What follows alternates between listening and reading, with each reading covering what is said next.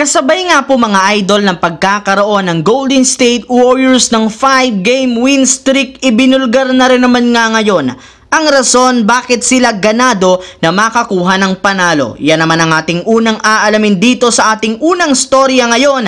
Nasasamahan ko na rin ang balitang nagkaroon nga daw ng dayaan sa laro ng New York Knicks at Houston Rockets at ang naipabalitang 4 na players na re-rest back na para sa Los Angeles Lakers. Kaya mga idol, tara, umpisahan na natin yan.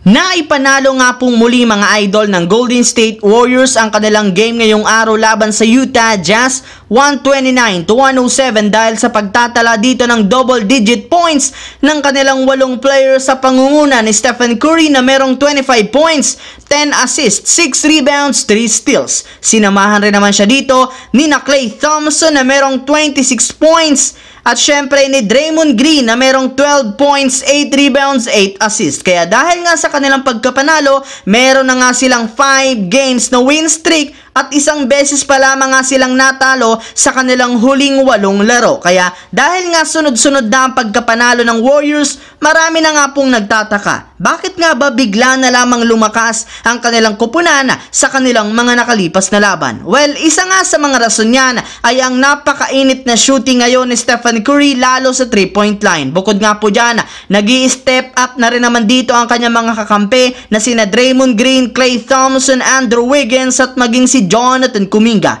At dahil dyan, mas naging confident na rin naman ang kanilang kupunan sa kanilang mga nakalipas na laban kaya nagagamit nila ng maayos ang kanilang momentum ngayon. Samantala, pumunta naman tayo sa ating pangalawang storya sa balitang nagkaroon nga daw ng dayaan sa laro ng Knicks at Rockets ngayong araw. Marami nga sana mga idol na mga fans ang umasa na aabot sa overtime ang laro ng Knicks at Rockets matapos tumabla ang kanilang score 103 sa huling segundo ng 4th quarter. Ngunit sa isang iglap, maaga nga itong natapos at nakuha pa dito ng Rockets ang panalo matapos tawagan ng foul ng isa sa kanilang mga referee na si Jalen Brunson. Nang sabayan nito ang ginawang game-winning 3-pointer sana ni Justin Holiday, which is sobrang ikinagalit ng buong kupunan ng Knicks at maging kanilang mga fans. Pero since wala nga silang challenge o wala rin naman ngang nagawa ang Knicks sa ginawang tawag na ito ng mga referee na siyang nagpapanalo sa Houston Rockets. Pero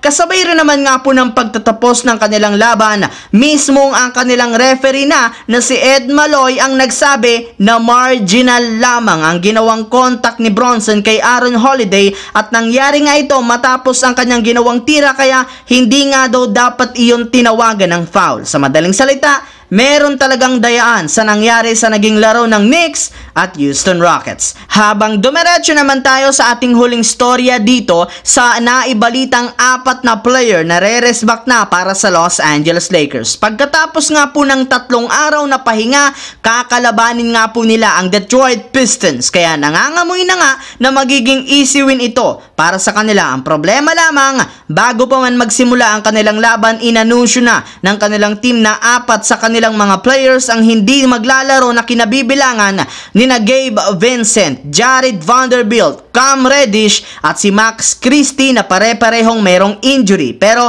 wag naman nga daw mag-alala, gayong inaasahan na rin naman na paunti-unti na silang magbabalik at re-rest back sa Lakers pagkatapos ng All-Star break. Since susuriin na naman muli next week ang kanilang katawan at masisigurado tayo na makukumpleto na ang Los Angeles Lakers sa susunod na 2 linggo.